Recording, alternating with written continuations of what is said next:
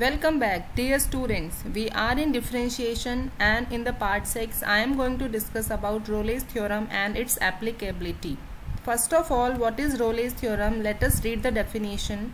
Let f be a real valued function defined in the closed interval ab such that f is continuous on ab, that is closed interval, f is differentiable on open interval ab, and f of a is equal to f of b. So there exists a real number c in the open interval such that f dash c is equal to 0.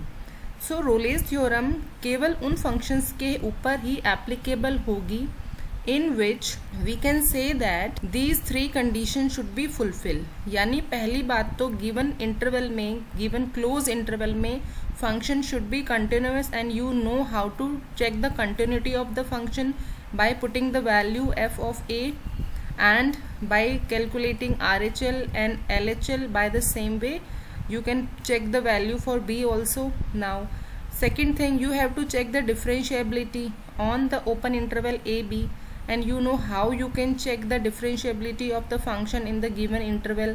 Okay, and the third case, on the extreme points of these open and closed interval, you have to put or you have to find the value of the function itself, and if f of a is equal to f of b, then only you can say that the Rolle's theorem will be applicable on that particular real valued function.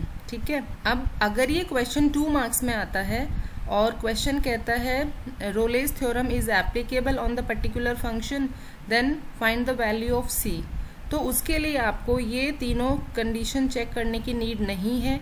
आपको just f dash x निकालना है, at the place of x आपको c put करना है और function को 0 के equate करके आपको उसकी वैल्यू निकाल लेनी है.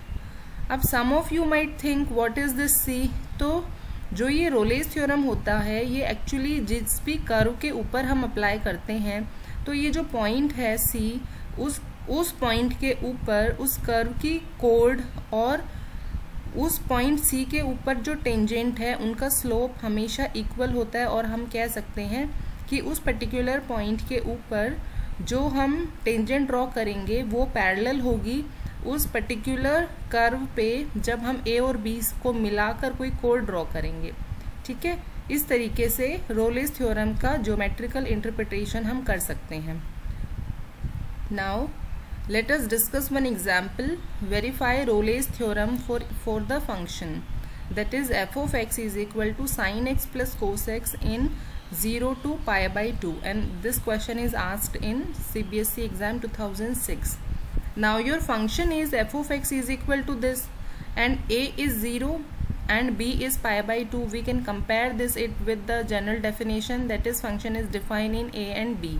ठीक है, सो सबसे पहले तो हम कंटिन्यूटी चेक कर लेते हैं. अब कंटिन्यूटी चेक करने के लिए you know that sine is continuous in this interval.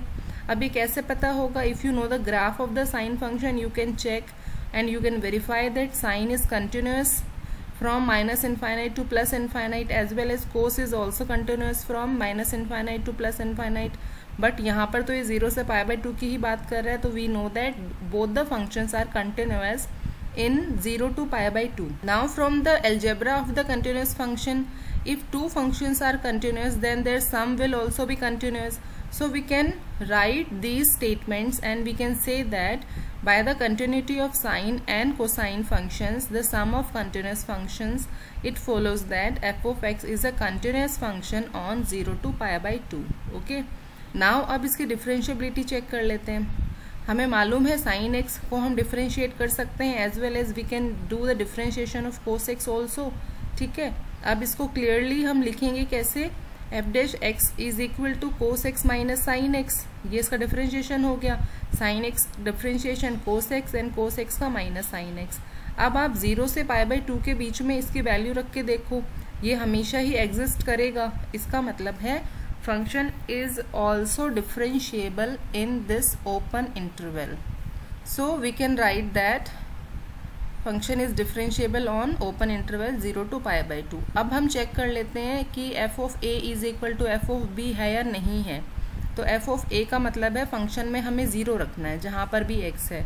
तो साइन 0 0 होता है, कोस 0 1 होता है, तो 0 + 1 कितना हो गया 1, ठीक है। f0 कितना आ गया 1। अब f ऑफ π/2 निकालो, sine π/2 is 1 and cos π/2 is 0, so 1 + 0 is again 1, so we can say that f of 0 is equal to f of π/2 is equal to 1. So all the three conditions, that is continuous in closed interval, differentiable in open interval, and f of a is equal to f of b, all three conditions are true. So we can say that Rolle's theorem satisfy or verify the given function. Now we have to find the value of c.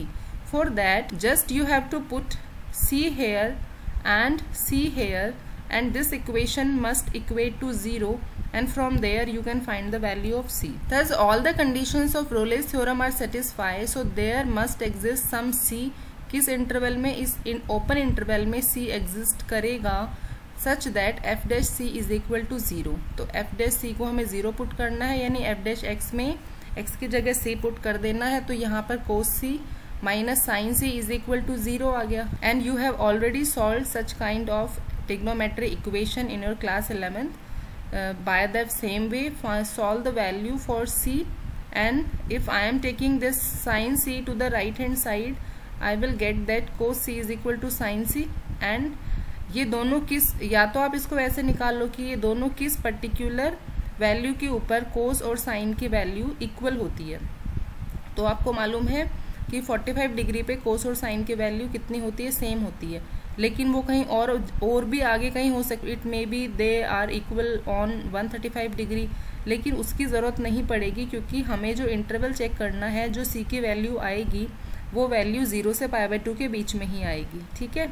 तो ये दोनों कहाँ पर equal होते हैं? π/4 पे, सो c must be π/4.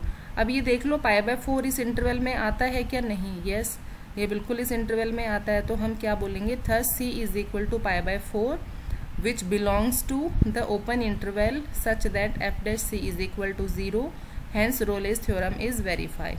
Okay, by this way you can solve such kind of questions. Let us take one more example.